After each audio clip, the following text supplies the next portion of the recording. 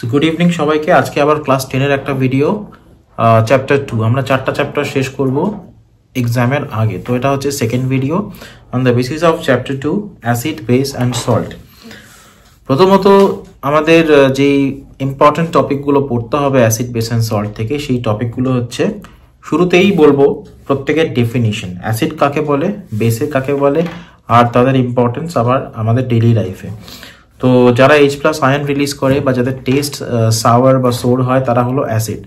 আর যারা, যেমন এক্সাম্পল যদি বলি HCl, H2SO4 কিংবা সাইট্রিক অ্যাসিড, এই সমস্ত, এরা কিন্তু লিটমাসের কালারও চেঞ্জ করে। দ্যাট ইজ এরা ব্লু লিটমাসকে রেড বানায়। এটা হচ্ছে অ্যাসিডের একটা প্রপার্টি।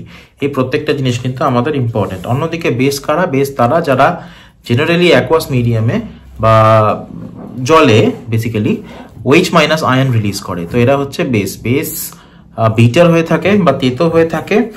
আর এক্সাম্পল হচ্ছে sodium hydroxide NaOH, ammonium hydroxide NH4OH।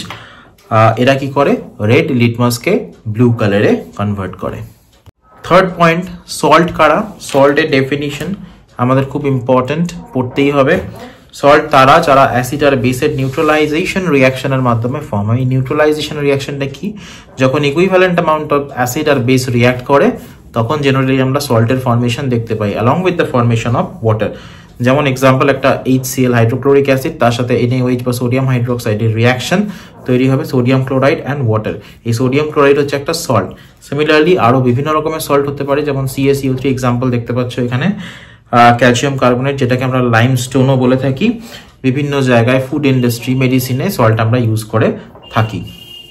Next আমাদের পড়তে হবে বিভিন্ন রকমের ইন্ডিকেটর। ইন্ডিকেটর কারা? ইন্ডিকেটর আমাদের আইডেন্টিফাই করতে হেল্প করে whether the substance is acid or base. এরা বিভিন্ন রকমের হতে পারে, যেমন কিছু কিছু হয় ন্যাচারাল ইন্ডিকেটর আর কিছু কিছু হয় সিনথেটিক ইন্ডিকেটর। ন্যাচারাল ইন্ডিকেটর কারা? যাদেরকে আমরা ন্যাচারালি পাই, নেচার থেকে পাই, যেমন লিটমাস হতে পারে, টার্মারিক হতে পারে, আরও বিভিন্ন এক্সাম্পল তোমরা বইতে পেয়ে থাকবে। তো এক্সাম্পলগুলো ভালো করে পড়তে হবে, কিভাবে তারা কালার চেঞ্জ করে। যেমন আমরা যদি লিটমাস দেখি, ব্লু রেড দু রকমের লিটমাস হয়। অ্যাসিডে কিরকম চেঞ্জ হয়, বেসে কিরকম চেঞ্জ হয়। টার্মেরিক যদি দেখি, সেটা অ্যাসিডে কিরকম কালার শো করে, বেসে কিরকম কালার শো করে।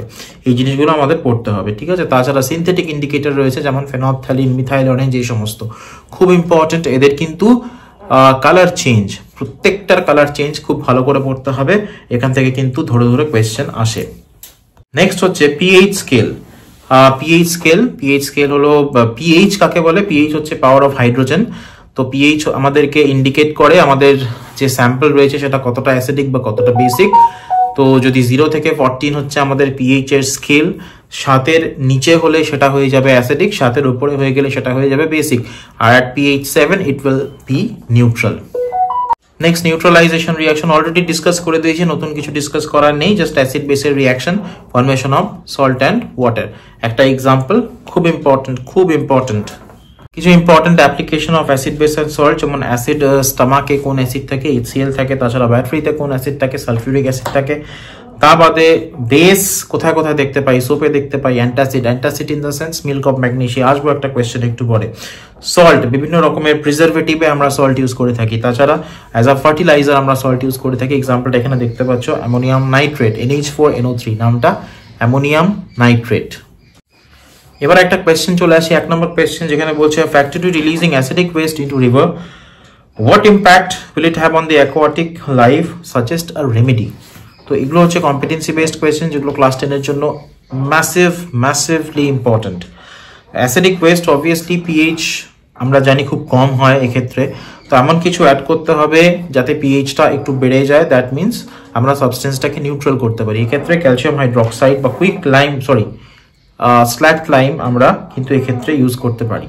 তো এই এক্সাম্পলটা খুব ইম্পর্টেন্ট, পড়ে নাও। Next question, a student mixes a white powder with vinegar and observe bubbles. What does this indicate? Name the gas released. খুব ইম্পর্টেন্ট কোয়েশ্চেন, আমরা জেনারেলি দিয়ে থাকি।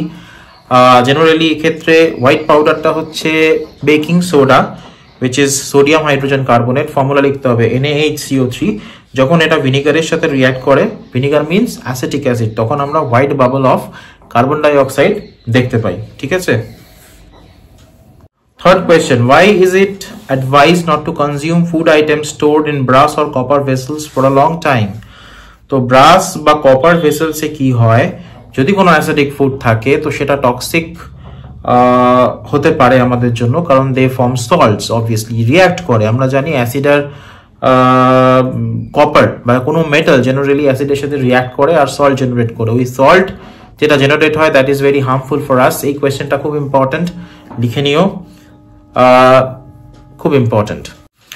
A farmer finds that the soil in his field is too acidic.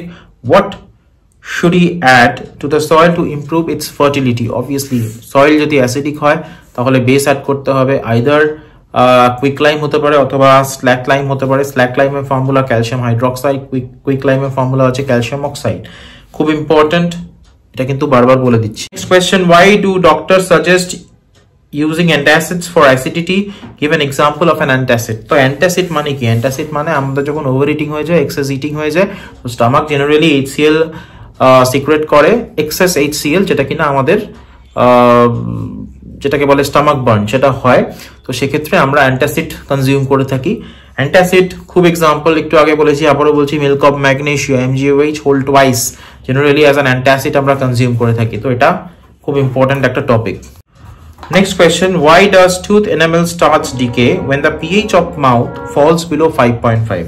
তো দাঁতের এনামেলে কি থাকে? এনামেলে থাকে calcium phosphate. Calcium phosphate in presence of acid react করে যায়, তো আমরা টুথ দিকে দেখতে পাই। তো খুব ইম্পর্টেন্ট অ্যান্ড খুব সিম্পল একটা টপিক, যেটা কিন্তু তোমাদের অবভিয়াসলি পড়তে হবে। Number 7, why do acids not show acidic behavior in the absence of water? Very important question. Acid তখনই অ্যাসিডিক বিহেভিয়ার শো করবে যখন সে ওয়াটারের প্রেজেন্সে থাকবে। দ্যাট মিনস সে তখনই সেই হাইড্রোজেন আয়ন H+ বা হাইড্রোনিয়াম আয়ন H3O+ সেটা রিলিজ করবে when it is in water। তো ওয়াটার ছাড়া কিন্তু কখনোই ওরা মানে অ্যাসিডরা আয়নটা রিলিজ করতে পারে না, H+ বা H3O+।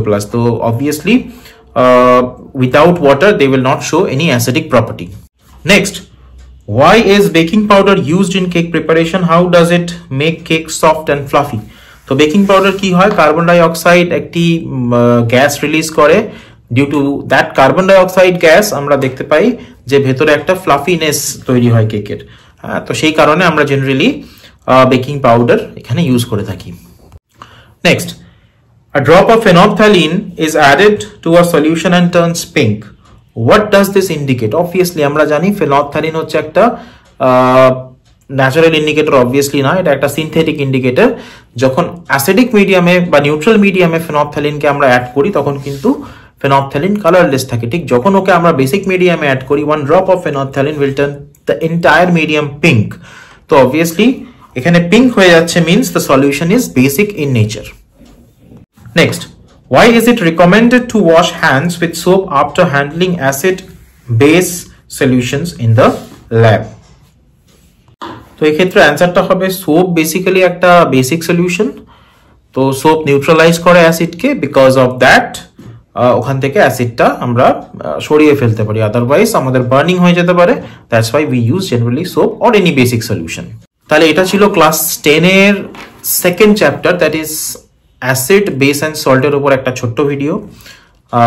নেক্সট আর দুটো চ্যাপ্টার বাকি থাকলো, সেই দুটোর ভিডিও একটা আসবে পরশু দিন, আরেকটা আসবে তারপরে একদিন পরে।